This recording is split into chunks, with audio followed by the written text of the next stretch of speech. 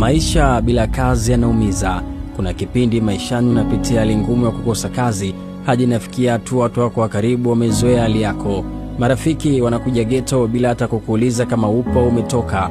Hawapigi simu wala watumi ujumbe, wanajua tu watakukuta kwa sababu kichwani mwao tayari wamekupa jina la huyu ana kazi, yuko tu mtaani. Wanakuja, wanakaa, wanacheka, wanaondoka. Kwao ni kawaida, kwako ni jeraha linaloendelea kuumiza moyo wako. Hakuna kitu kinauma kama kuamka asubuhi alafu una sehemu ya kwenda. Huna ratiba, hakuna anayekusubiri, hakuna majukumu rasmi. Unaamka, unakaa, unaangalia muda unavyoenda. Ndani yako unatamani hata ungekuwa na sehemu ya kwenda ukashinde. Jioni urudi na japo kitu kidogo mkononi, sio lazima kiwe kikubwa, lakini pia unakosa. Umesoma, elimu yako ipo kwenye vyeti tu. Unatamani uende tauni kutafuta fursa. Labda kuna mtu anatafuta mfanyakazi, labda kuna dili dogo, lakini hata nauli inakuwa changamoto.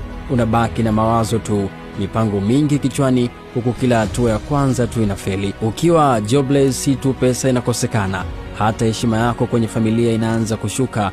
Ndugu zako wanakuona uko tu, na vitu vile vya msingi hawakushirikishi kabisa. Wanajua utatia kelele tu. Unaona kama dunia inasonga mbele bila ya wewe. Wenzako wanapiga hatua, wanapanga maisha, wanapiga picha kazini wakiwa wanafanya kazi.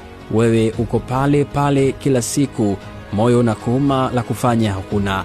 Ukweli ni kwamba hali hii inaumiza sana, na maumivu yake yaonekani kwa nje, yanafichwa kwenye tabasamu la kulazimisha, kwenye utani mwingi wa kusema niko sawa tu bosi.